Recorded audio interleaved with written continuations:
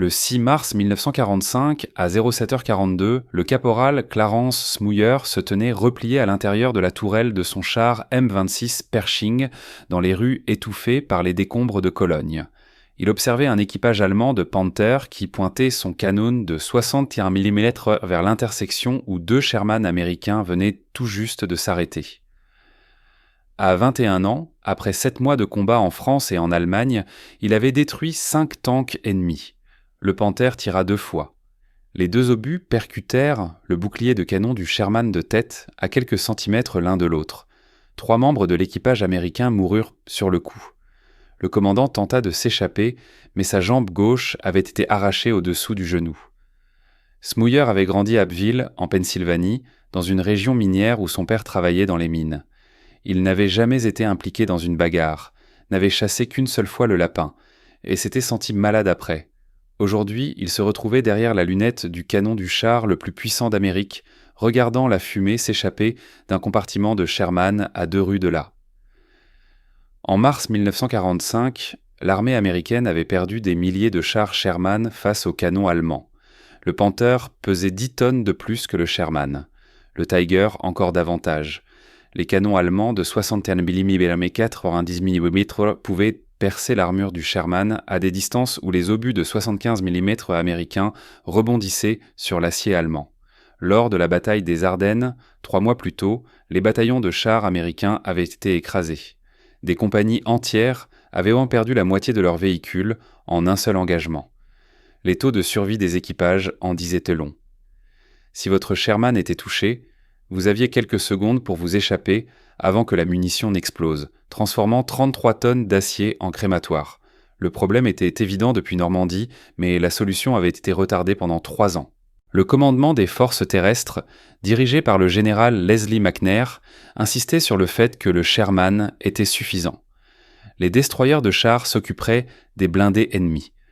La doctrine américaine disait que les chars soutenaient l'infanterie et évitaient les combats directs entre chars. La doctrine allemande, elle, disait le contraire. Et la réalité du champ de bataille aussi.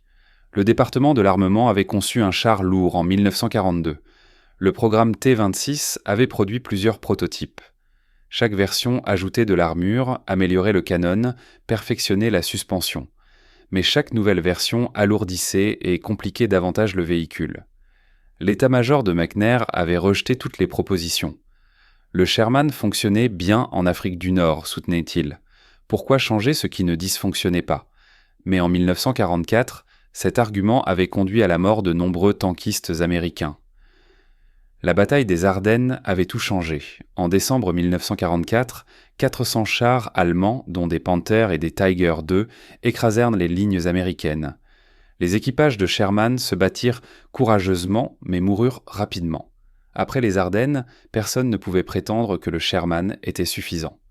En janvier 1945, les 20 premiers chars T-26E3, qui allaient être désignés M26 Pershing, arrivèrent au port belge d'Anvers.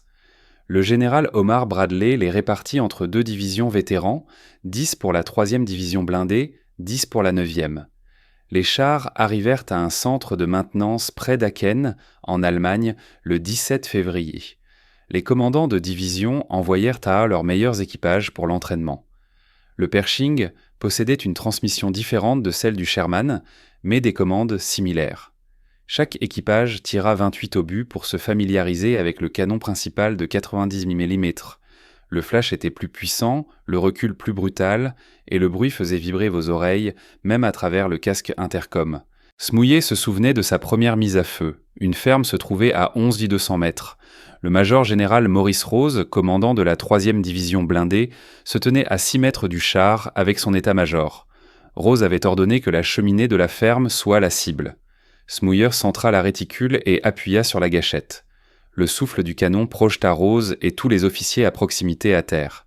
La cheminée explosa en morceaux. Rose se releva, épousseta son uniforme et sourit.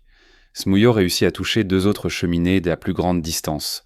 Rose approuva le Pershing pour le combat. Si vous voulez voir comment le char expérimental de Smouyer a performé dans les rues de Cologne, n'oubliez pas de liker. Chaque like nous aide à partager ces histoires oubliées et à monter avec davantage de gens. Merci de vous abonner. Maintenant, revenons à Smouyer.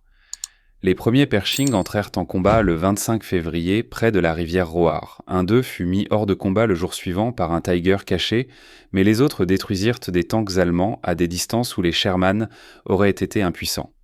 Début mars, la 3e division blindée poussait vers le Rhin. Cologne, située sur la rive ouest, était une grande ville industrielle, la 4e plus grande d'Allemagne, maintenant réduite en un désert de ruines et de fumée. 262 raids aériens alliés avaient transformé la ville en un amas de pierres brisées et de métal tordu.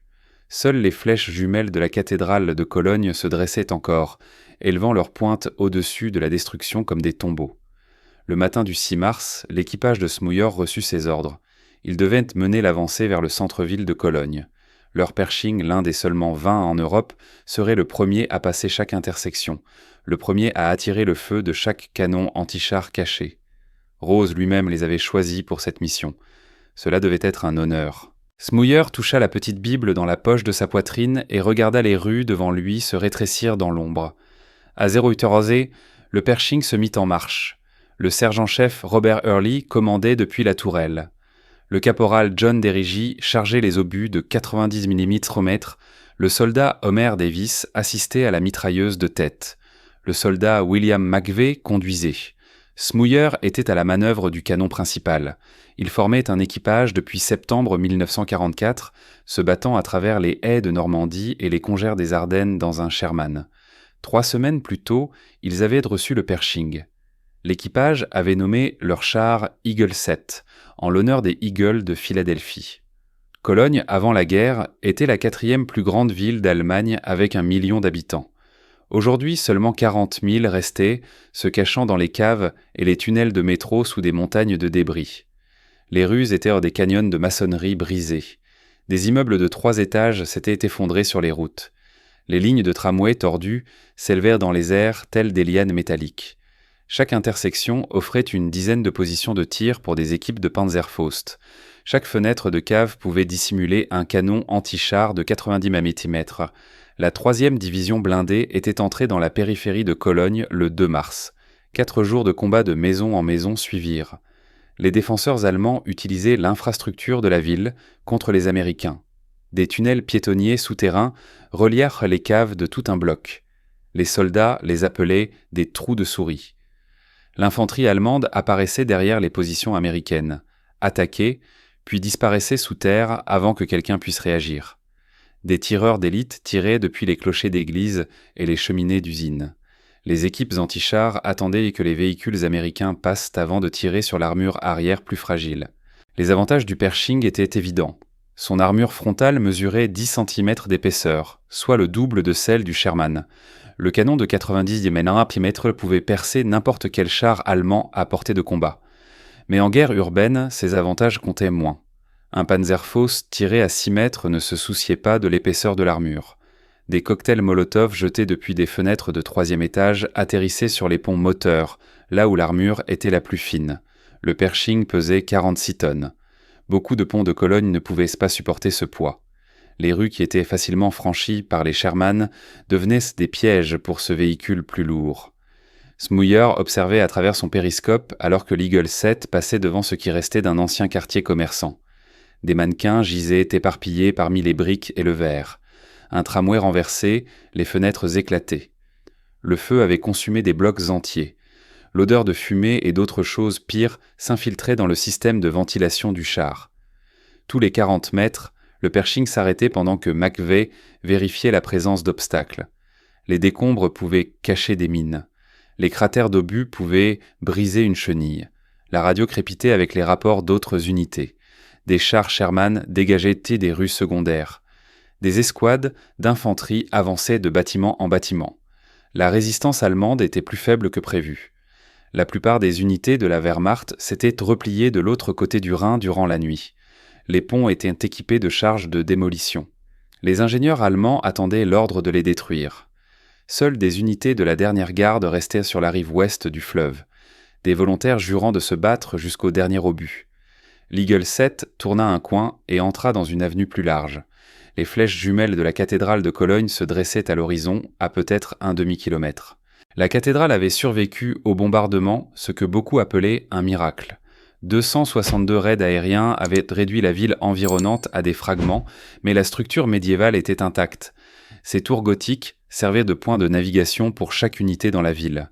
Chaque référence cartographique partait de la cathédrale.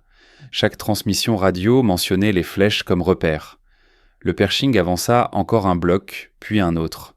Les rues se faisaient plus larges à mesure qu'ils approchèrent du centre-ville, mais aussi plus dangereuses. Les larges rues signifiant des lignes de tir plus longues, cela donnait plus de temps aux artilleurs allemands pour viser. Smouyer gardait les yeux fixés sur la lunette du canon, scrutant les fenêtres et les portes. Sa main droite reposait sur le contrôle de rotation de la tourelle, tandis que sa main gauche flottait près de la gâchette. À 09h15, la radio délivra de nouveaux ordres. Des chars allemands étaient en action près de la place de la cathédrale. Au moins 2 Panthers confirmés, peut-être un Tiger. L'infanterie américaine s'était repliée après avoir subi des pertes. L'Eagle 7 devait se rendre dans le secteur de la cathédrale et éliminer les blindés ennemis. La gorge de Smouyer se dessécha. Le Pershing n'avait jamais affronté un Panther en combat direct. Chaque membre de l'équipage connaissait les statistiques. L'armure frontale du Panther faisait 12 cm d'épaisseur. Son canon de 64 mm pouvait percer 15 cm d'acier à 1000 mètres. En Afrique du Nord et en Normandie, des Panthers seuls avaient détruit des pelotons américains entiers. Le moteur du Pershing gronda lorsque McVeigh accéléra. Les flèches de la cathédrale grandissaient à travers le périscope. Quelque part devant, des équipages allemands attendaient. L'Eagle 7 approchait du quartier de la cathédrale à 09h30. Les rues se resserraient à nouveau. Les bâtiments encore debout, hauts de 4 ou 5 étages, formaient des canyons urbains où la lumière du soleil atteignait à peine le pavé. Une brume de fumée des incendies du matin flottait entre les ruines. McVeigh réduisit la vitesse du Pershing, le faisant avancer à une allure de piéton. Le char de 46 tonnes faisait moins de bruit à basse vitesse, mais chaque rotation des chenilles résonnait contre les murs de maçonnerie. Smouyer tourna lentement la tourelle, couvrant le côté gauche de la rue, tandis que Davis surveillait la droite à travers son périscope de la mitrailleuse de tête. Le canon principal de 98 mm balayait les devantures de magasins et les bouches d'avenues. Les fenêtres vides les fixaient, comme des orbites vides dans un crâne. Cette partie de Cologne avait été un quartier commercial avant la guerre. Magasins, cafés, bureaux. Maintenant, c'était un labyrinthe de décombres et d'ombres, où chaque porte pouvait dissimuler une équipe de Panzerfaust. La radio émettait des transmissions brèves. 2 compagnies d'infanterie américaines étaient bloquées le 300 et bloquées à 3 pâtés de maisons à l'est de la cathédrale. Le feu de mitrailleuses allemandes venait de multiples positions. Des obus de mortier tombèrent sur leur position. Ils avaient un besoin de soutien blindé, mais aucun Sherman ne pouvait les atteindre. Les rues d'accès étaient bloquées par les décombres. Seule l'avenue plus large que suivait l'Eagle 7 offrait un chemin dégagé vers la place de la cathédrale. Une nouvelle transmission parvint. 2 chars, Sherman de la compagnie F, avaient tenté de se rendre à la cathédrale par le nord. Les 2 opéraient sans soutien d'infanterie, ce qui était risqué en terrain urbain, mais les fusiliers de la compagnie F étaient engagés ailleurs. Les Shermans avaient pour ordre de reconnaître la place, d'identifier les positions ennemies, puis de se retirer en attendant des renforts. Early confirma la transmission. L'Eagle 7 devait rejoindre les Shermans de la compagnie F près de la cathédrale. 3 chars américains pourraient supprimer les positions ennemies suffisamment longtemps pour permettre à l'infanterie d'avancer. Des tactiques classiques de soutien interarmes, la méthode que la 3e division blindée avait exécutée avec succès des dizaines de fois depuis la Normandie. Le Pershing passa devant un demi-piste allemand calciné. Son équipage gisait à proximité, tué par des balles de mitrailleuses américaines lors des dernières 24 heures. Au-delà de la demi-piste, la rue s'ouvrait sur une petite place. Une fontaine, sèche et marquée d'éclats d'obus, trônait au centre. L'avenue continuait tout droit en direction des flèches de la cathédrale. À 09h47, Smouyer entendit un bruit à travers son casque. 2 détonations rapides, lourdes, résonnant quelque part devant. Puis le silence. Puis, un 3e coup de feu. C'était du tir de char, sans aucun doute. Le bruit caractéristique des obus à haute vélocité frappant l'armure suivit. Un instant plus tard, la radio explosa de transmissions frénétiques. Le Sherman de la compagnie F venait d'être touché. L'équipage s'éjectait. Un 2e Sherman prenait également des tirs. La position du char allemand restait inconnue, mais proche de la cathédrale. Tous les unités étaient informées. Un Panther était en action autour de la cathédrale. La voix d'Early parvint au casque, calme malgré la situation. L'Eagle 7 devait continuer sa route. Ils étaient le seul char américain en position d'engager l'ennemi.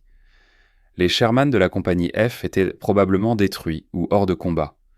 L'infanterie ne pouvait pas avancer tant qu'un char allemand contrôlait la place. La mission n'avait pas changé, éliminer les blindés ennemis. McVeigh passa les vitesses. Le Pershing accéléra légèrement, restant lent par rapport aux standards de terrain ouvert, mais plus rapide que le rythme prudent qu'ils avaient maintenu jusqu'ici. La vitesse signifiait du bruit. Le bruit signifierait que les Allemands les entendraient arriver, mais la vitesse aussi signifiait moins de temps exposé à une position. Le combat urbain était une question de calcul et de risque. Smouyer vérifia ses munitions.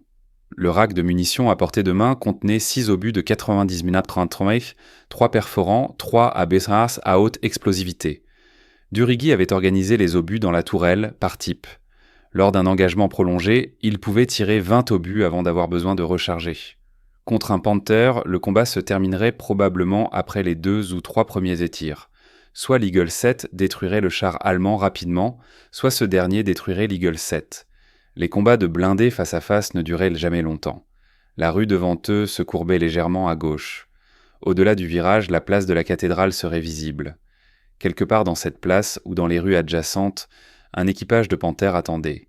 Ils avaient déjà tué au moins 3 tankistes américains. Ils savaient pas ce que d'autres Américains approchaient. Smouyer appuya son œil contre la lunette du canon. Son doigt se posa sur la gâchette. Le contrôle de rotation de la tourelle était solide sous sa main droite.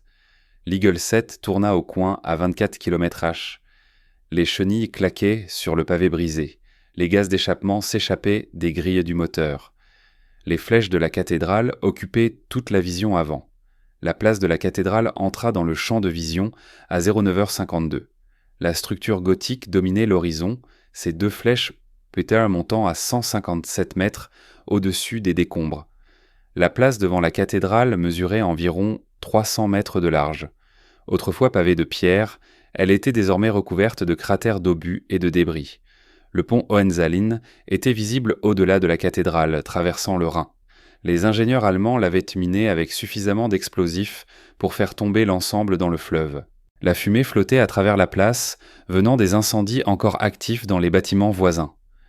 À travers la brume, Smouyer aperçut le premier Sherman. Il était immobile au milieu d'une rue perpendiculaire à l'avenue de l'Eagle 7. Le char était légèrement incliné, comme s'il venait de s'arrêter. Soudain, de la fumée s'échappa de la trappe du commandant.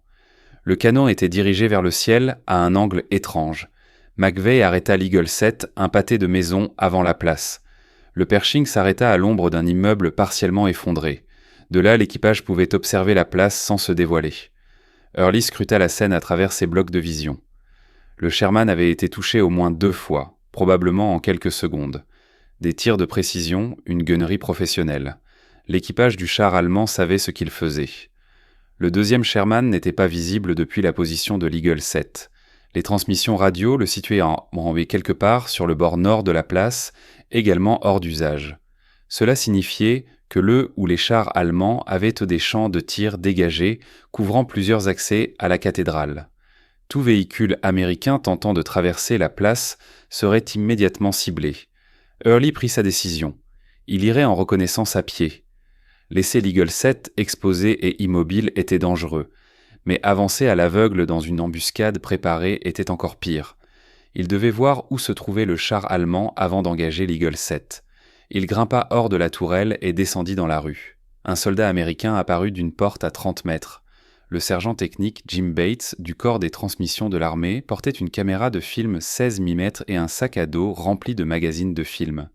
Bates avait été affecté à la documentation des opérations de la 3e division blindée depuis la Normandie.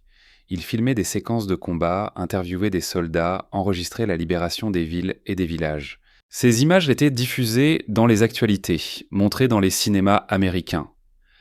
Bates était avec une escouade d'infanterie lorsque le premier Sherman fut touché. Il avait filmé le flash du canon du char allemand, l'impact sur la tourelle du Sherman, l'équipage tentant de s'échapper. Il possédait un enregistrement clair de tout l'engagement, mais il voulait plus. La présence d'un char lourd américain à Cologne était un sujet d'actualité. Un combat entre le Pershing et un Panther allemand serait exceptionnel. Early et Bates avancèrent ensemble, se tenant près des murs des bâtiments. Ils atteignirent un coin où ils pouvaient observer la place de la cathédrale sans se dévoiler. Early scruta méthodiquement la place. Le Sherman immobilisé était clairement visible. Au-delà, partiellement dissimulé par une rue latérale, il repéra le Panther. Le char allemand était parfaitement positionné pour une embuscade, son canon pointé vers l'avenue empruntée par les Sherman. Le long canon de 75 mm s'étendait de la tourelle angulaire, tel un doigt pointant vers la zone de tir. L'équipage du Panther avait soigneusement choisi sa position. Il pouvait couvrir toute la place tout en restant partiellement caché. Tout char américain entrant par le nord exposerait son blindage latéral, plus vulnérable. Early étudia la géométrie de la situation. Le Panther ne pouvait pas voir l'Eagle 7 depuis sa position actuelle. Le bâtiment bloquait leur ligne de vision. Mais si l'Eagle 7 avançait dans la place, les Allemands les repéreraient immédiatement. Un affrontement frontal sur 300 mètres de terrain dégagé ne favorisait aucune des deux parties. Les deux chars possédaient des canons capables de percer l'armure de l'autre à cette distance. Mais il y avait une autre option. Une rue latérale longeait l'avenue de l'Eagle 7. Si le Pershing pouvait contourner le bloc, il pourrait attaquer par l'ouest. Le canon du Panther était tourné vers le nord. Sa tourelle devrait pivoter pour engager une menace venant de l'ouest. La rotation de la tourelle prenait du temps. Pas beaucoup, peut-être 3 ou 4 secondes, mais assez. Assez pour un tir. Early retourna vers l'Eagle 7. Il expliqua son plan par l'intercom. Ils allaient avancer sur la rue parallèle. À l'intersection la plus proche de la cathédrale, ils tourneraient à gauche pour rentrer dans la place. Le Panther serait à leur droite, à environ 90 degrés du canon de l'Eagle 7. Smouyer aurait un tir dégagé sur le blindage latéral du char allemand, la partie la plus vulnérable, le tir fatal. McVeigh acquiesça. Durigui chargea un obus perforant. Davis prépara la mitrailleuse de tête. Smouyer tourna la tourelle jusqu'à ce que le canon principal soit orienté à droite, anticipant l'angle qu'ils auraient besoin lorsqu'ils atteindraient l'intersection. Le moteur du Pershing ronronna. Les 46 tonnes d'acier commencèrent à se mouvoir. Bates se positionna dans une fenêtre du 2e étage, surplombant la place de la cathédrale. Sa caméra était prête. L'Eagle 7 s'avança vers l'intersection où un équipage de Panther les attendait. L'Eagle 7 entra dans la rue latérale à 09h58. L'avenue était plus étroite que l'avenue principale, à peine assez large pour accueillir la masse du Pershing. Des fragments de bâtiments jonchaient le pavé. McVeigh navigua autour d'un cratère maintenant une vitesse constante. Trop lent et il serait une cible facile. Trop rapide et Smouyer ne pourrait pas viser correctement. L'intersection se dessina à travers les blocs de vision du conducteur. Au-delà, la place de la cathédrale s'étendait sur la droite. Smouyer garda son œil appuyé sur la lunette du canon, scrutant l'angle où le Panther allait apparaître. Son doigt reposait sur la gâchette. La tourelle était déjà orientée à 90 degrés vers la droite. Lorsqu'il passerait le coin, le char allemand devrait être directement dans son champ de vision. Cela devrait être le cas. Le combat n'est jamais exactement comme prévu. À 50 mètres de l'intersection, à 40 mètres, à 30, McVeigh maintenait la vitesse. Le bruit du moteur alerterait l'équipage du Panther. Les Allemands entendraient l'Eagle 7 avant de le voir. Mais le son mettait du temps à se localiser. La direction était difficile à déterminer dans les rues qui renvoyaient l'écho. Le commandant allemand aurait besoin de quelques secondes pour identifier la menace. À 20 mètres. L'avant de l'Eagle 7 émergea de la rue latérale dans l'intersection. Le périscope de McVeigh lui offrit une vue limitée à droite. Il aperçut immédiatement le Panther. Le char allemand était exactement là où Early l'avait décrit, à environ 100 mètres. La distance était idéale pour un tir de 90 mm, mais la tourelle du Panther bougeait. Le long canon se tournait vers eux. Quelqu'un dans le Panther avait repéré le Pershing plus vite que prévu. McVeigh prit une décision instantanée. Il ne s'arrêta pas. S'arrêter rendrait l'Eagle 7 immobile. Un char à l'arrêt était un char mort. Il appuya sur l'accélérateur. Le Pershing se lança en avant dans l'intersection, traversant la ligne de tir du char allemand. Smouyer aperçut le Panther dans sa lunette, la tourelle angulaire, le long canon, le museau sombre se dirigeant vers lui.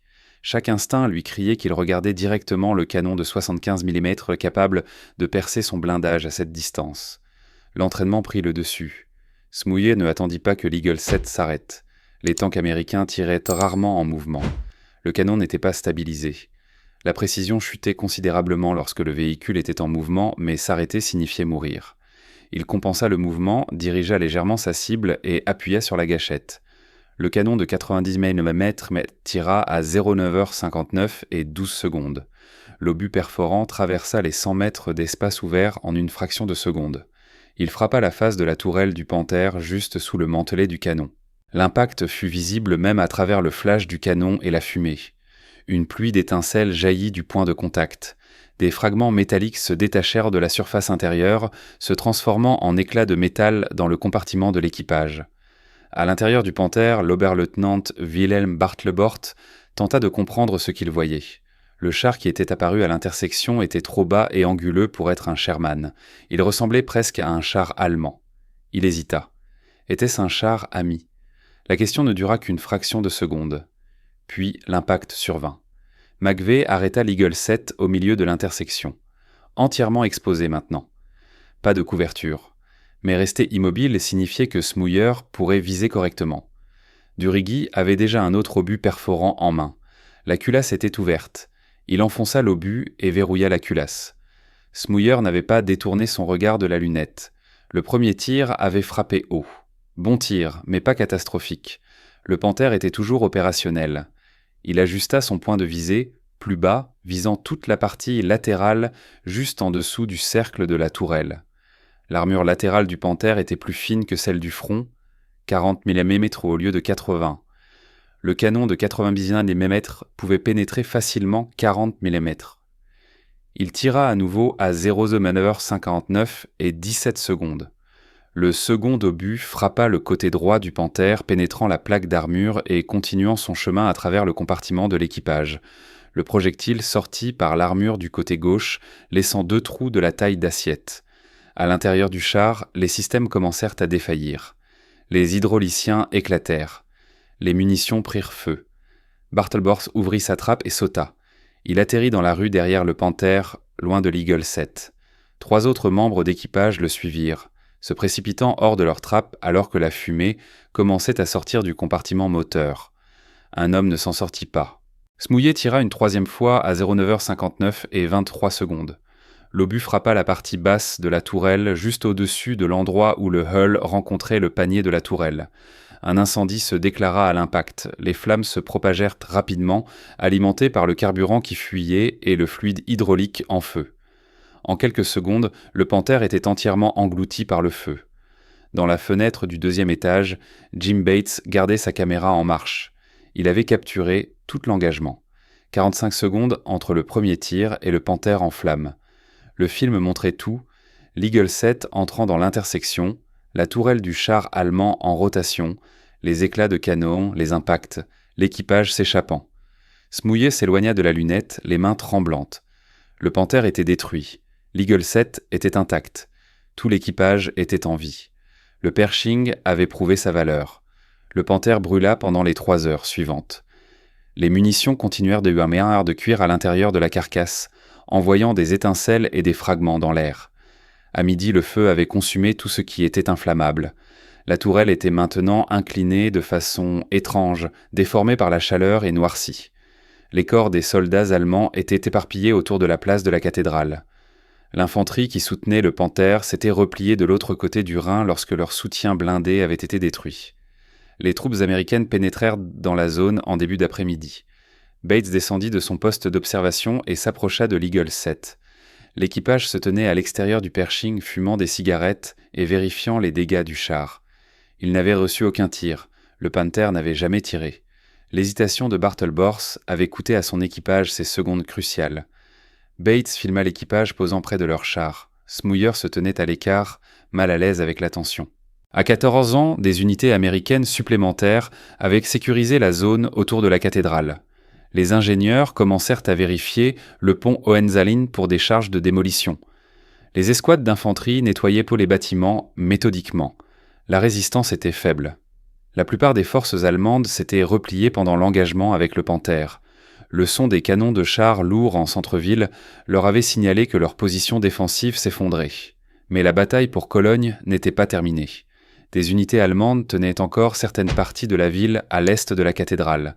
Des points forts isolés devaient être éliminés. L'Eagle 7 reçut l'ordre de poursuivre l'avancée. L'équipage remonta à bord. McVeigh démarra le moteur. Le Pershing roula plus profondément dans la ville dévastée. À 14h32, l'Eagle 7 entra dans une rue étroite à quelques blocs de la cathédrale. Les bâtiments s'élevaient de chaque côté, créant un corridor à peine plus large que le char lui-même. Devant, la rue s'ouvrait sur une petite intersection. Au-delà, la route continuait en direction de la rive du Rhin. Une voiture noire apparut soudainement d'une rue latérale, traversant l'intersection à toute vitesse. La voiture se faufilait entre les débris. Pour se mouiller, cela ressemblait à une voiture de fonction. Les officiers allemands utilisaient des véhicules similaires pour se déplacer entre les postes de commandement. En combat urbain, tout véhicule non identifié représentait une menace potentielle. Les civils avaient été évacués des semaines auparavant. Toute personne encore à Cologne était soit un combattant, soit un soutien à l'effort de guerre allemand. Smouyer ouvrit le feu avec la mitrailleuse coaxiale. Des balles traçantes traversèrent l'intersection. Plusieurs frappèrent d'eux les panneaux de carrosserie de la voiture. Les vitres éclatèrent, mais le véhicule ne s'arrêta pas. Il continua sa course à travers l'intersection, disparaissant dans une autre rue. Au même moment, depuis une position dissimulée à gauche de Smouyer, un Panzer IV allemand ouvrit le feu de sa mitrailleuse sur la même voiture. Le char était caché derrière un bâtiment partiellement effondré, invisible à l'Eagle 7. L'équipage du Panzer avait également repéré l'automobile et ouvert le feu. Le tir combiné des deux tanks fit stopper le véhicule en plein milieu de l'intersection. Le conducteur s'affaissa sur le volant, une porte s'ouvrit et une silhouette tomba sur la rue, inerte. Smouyer aperçut le flash du canon du char allemand. Un Panzer IV, modèle ancien, probablement un Mark V, moins dangereux qu'un Panther, mais toujours capable de détruire un Sherman. Contre un Pershing, les chances étaient en faveur du char américain. Mais la position du Panzer était avantageuse. Il avait une couverture, tandis que l'Eagle 7 était exposé en pleine rue. Le char allemand commença à se retirer, reculant plus profondément dans sa position dissimulée derrière le bâtiment effondré. Smouyer ne voyait que la partie avant du trou, pas assez pour garantir un tir fatal. Le Panzer disparut complètement derrière les décombres. McVeigh tenta de manœuvrer le Pershing pour un meilleur angle, mais la rue étroite limitait ses mouvements. Le bâtiment qui dissimulait le Panzer était une structure résidentielle de 4 étages. La façade avant s'était effondrée, mais la partie arrière était encore debout. Des murs intérieurs étaient invisibles à travers le trou. Le Panzer se trouvait quelque part derrière ces murs, se repositionnant pour un autre tir. Smouyer prit une décision. Il ne voyait pas le char allemand, mais il voyait le bâtiment. Il tourna la tourelle jusqu'à ce que le canon de 90 mètres soit orienté vers la base du mur restant. L'obus à haute explosivité qu'il avait dans la culasse était conçu pour détruire des fortifications et des bâtiments. Il visa l'angle du coin où l'intégrité structurelle du mur était la plus faible. Le canon tira à 14h34 et 48 secondes. L'obus explosa contre la brique et le béton. L'explosion fit sauter un morceau du support du coin d'environ 2 mètres de large. Un instant, rien ne se produisit. Puis la physique prit le relais. Sans le support de coin, toute la section du mur perdit sa stabilité. 4 étages de maçonnerie et de poutres en bois commencèrent à s'effondrer vers l'intérieur. Le bâtiment se écroula sur lui-même dans une cascade de poussière et de fragments. Des tonnes de débris s'abattirent, remplissant l'espace où le Panzer IV était dissimulé. Le bruit de l'effondrement résonna dans la rue comme un tonnerre. Des nuages de poussière se propagèrent, obstruant la visibilité pendant plusieurs secondes. Lorsque la poussière se dissipa, le bâtiment n'était plus là. À sa place, une montagne de pierres brisées et de métal tordu. Quelque part sous cette pile, un char allemand gisait enseveli. À l'intérieur du char, le mitrailleur de 18 ans, Gustav Schäfer, et son commandant n'avaient que quelques secondes pour s'échapper avant que les débris ne les emprisonnent. Schäfer et son commandant s'extirpèrent du Panzer IV par la trappe de la tourelle. Les débris recouvraient le blindage du char. La poussière était si épaisse qu'il était difficile de respirer. Ils se précipitèrent à travers la maçonnerie brisée et les poutres d'acier tordues, s'éloignant du char américain avant qu'un autre tir ne suive. Le reste de l'équipage resta à l'intérieur du char enseveli, tentant de s'extraire par d'autres trappes. En quelques minutes, les 4 membres de l'équipage étaient dehors. Ils disparurent dans les ruines, se dirigeant vers le Rhin. D'ici la tombée de la nuit, ils avaient traversé le fleuve et s'étaient rendus aux militaires américains. L'Eagle 7 poursuivit ses opérations à Cologne pendant encore 2 jours. La ville tomba entièrement aux mains des forces américaines le 8 mars.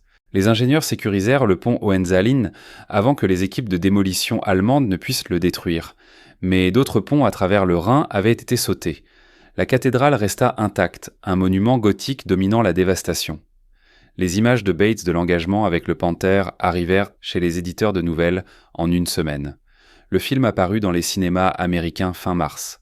La sœur de Smouyer le vit dans un cinéma local de Pennsylvanie. Elle reconnut son frère et amena leurs parents pour voir la projection le lendemain. La 3e division blindée ne se reposa pas. Le 10 mars, elle avançait vers l'est au-delà du Rhin, pénétrant plus profondément en Allemagne.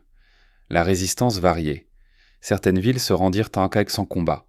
D'autres nécessitèrent des opérations de porte-à-porte. La Wehrmacht se désintégrait, mais des unités isolées continuaient de suivre les ordres. Des fanatiques et des troupes de la SS se battaient jusqu'à la mort. Les membres des jeunesses hitlériennes se jetaient sur les chars américains avec des Panzerfaust. Le 30 mars, le major général Maurice Rose roulait en tête d'une colonne au sud de Paderborn. Son style de commandement n'avait pas changé. Il menait toujours depuis l'avant, refusant de diriger ses opérations depuis un quartier général à l'arrière. Vers 18h, son jeep rencontra une unité de chars allemands qui avait percé les lignes américaines. Des Tigers bloquaient la route devant eux. Le conducteur de Rose tenta d'éviter l'obstacle, mais un commandant de Tiger les coupa. Le soldat allemand émergea de la tourelle et pointa un pistolet mitrailleur sur le jeep. Rose tendit la main vers son holster, soit pour rendre son arme, soit pour résister. L'Allemand tira. Rose fut touché plusieurs fois et mourut instantanément. Il fut le plus haut officier américain tué par le feu ennemi dans le théâtre européen. Son corps fut récupéré le lendemain par des éléments de la 3e division blindée. L'unité de Smouyer participa à l'opération de récupération. La mort de Rose affecta profondément toute la division. Les soldats qui avaient servi sous lui depuis l'Afrique du Nord eurent du mal à faire face à cette perte. Il avait été un commandant exigeant, mais juste. Il avait pris les mêmes risques que ceux qu'il demandait à ses hommes. Ses funérailles eurent lieu au cimetière américain de Margaten, aux Pays-Bas. Des milliers de personnes y assistèrent. La guerre continua. La 3e division blindée repoussa vers l'est au mois d'avril, rencontrant des poches de résistance qui s'effondraient rapidement une fois engagées. À la fin avril, les unités allemandes se rendaient en masse. La Wehrmacht avait cessé d'exister en tant que force militaire organisée. Le 7 mai, l'Allemagne se rendit sans condition. Le 8 mai fut déclaré jour de la victoire en Europe. Smouyer resta en Allemagne tout l'été, faisant partie des forces d'occupation. L'Eagle 7 fut finalement envoyé aux États-Unis pour être exposé et étudié. Le département de l'armement souhaitait analyser les performances en combat du Pershing. Les ingénieurs documentèrent chaque éraflure et bosse sur l'armure. Des experts balistiques mesurèrent l'usure du canon. Les équipes de maintenance notèrent les problèmes mécaniques. En septembre 1945, Smouyer reçut l'ordre de rentrer chez lui. Il navigua de Bremerhaven à New York à bord d'un transport de troupes. Le voyage dura 8 jours. Il arriva à Fort Dix, dans le New Jersey, pour le traitement administratif. En moins d'1 semaine, il reçut ses papiers de libération. Le caporal Clarence Smouyer, numéro de service 3949046, fut libéré du service actif le 24 septembre 1945. Il retourna en Pennsylvanie, à Lee-Highton, où ses parents vivaient toujours dans des rues familières, entourés de gens qui se souvenaient de lui comme du garçon discret qui n'avait jamais voulu se battre. Il trouva du travail dans une usine de ciment. Il épousa Melba Whitehead en 1946. Ils eurent 3 enfants. Il parlait rarement de la guerre, mais celle-ci ne l'avait jamais quitté. La nuit, il rêvait de Cologne, des flèches de la cathédrale se levant au-dessus de la fumée, du Panther brûlant sur la place, et d'une voiture noire traversant une intersection prise entre les canons américains et allemands, avec une silhouette tombant de la portière sur les pavés. Cette image hanta Clarence pendant les 68 années suivantes. Pendant des décennies, Smouyer porta le poids de ce moment, de la femme dans la voiture, de la silhouette tombée dans la rue. Il ne savait pas qui elle était. Il ne savait pas si ces balles l'avaient tué ou si les tirs des chars allemands en étaient responsables. Il savait seulement qu'elle était morte et qu'il avait appuyé sur la gâchette. Sa femme Melba remarqua les cauchemars. Il se réveillait en frappant dans l'air, se battant contre des ennemis qu'il était le seul à voir. Les souvenirs étaient si vivants que des décennies semblaient ne durer que des jours. Son fils Barry mourut d'une overdose d'héroïne dans les années 1970. Melba développa la maladie d'Alzheimer et oublia finalement son nom. Elle mourut en 2017 après 71 ans de mariage. Les personnes qui avaient ancré la vie civile de Smouyer étaient en partie.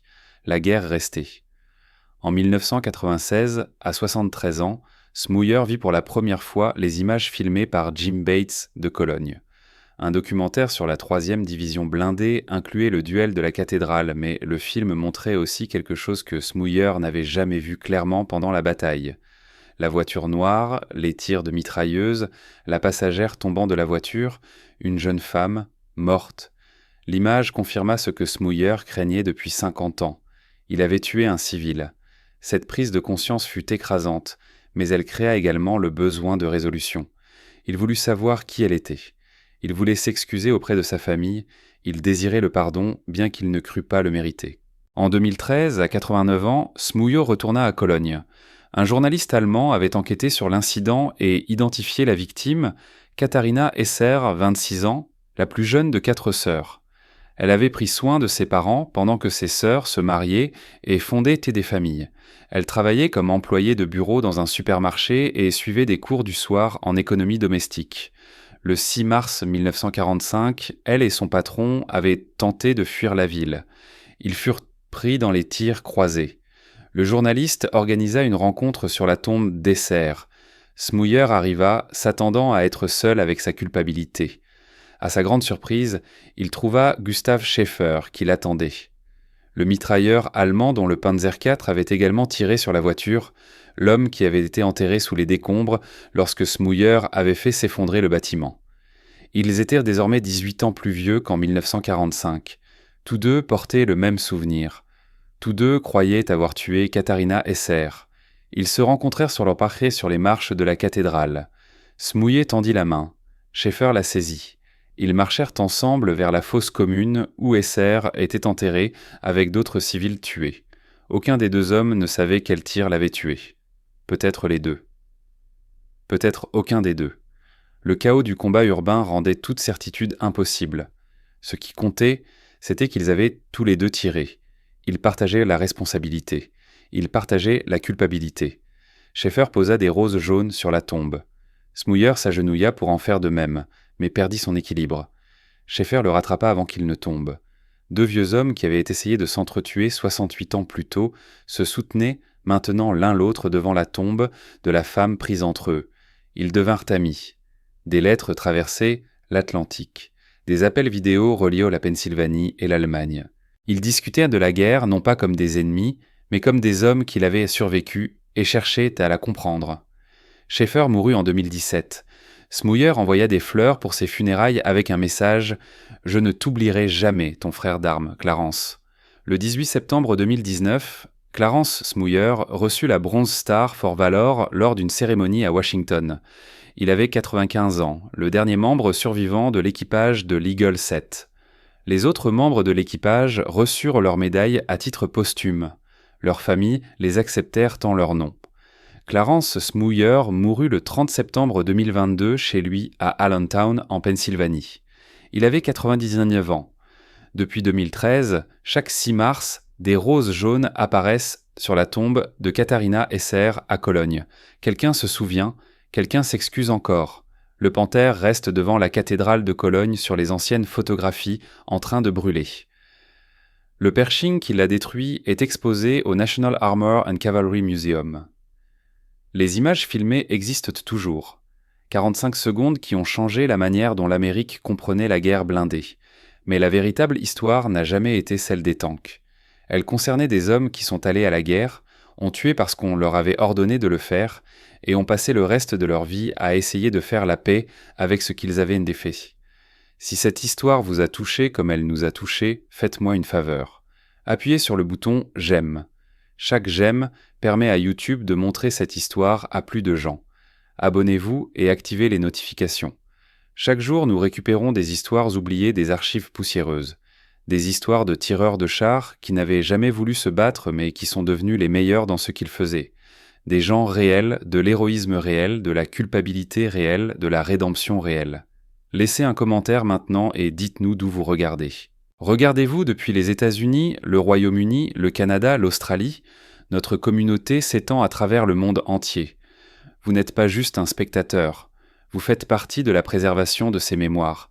Dites-nous où vous êtes. Dites-nous si quelqu'un dans votre famille a servi. Faites-nous savoir que vous êtes là. Merci d'avoir regardé et merci de faire en sorte que Clarence Smouyer et Katharina Esser ne disparaissent non pas dans le silence. Ces gens méritent d'être rappelés et vous aider à ce que cela devienne une réalité.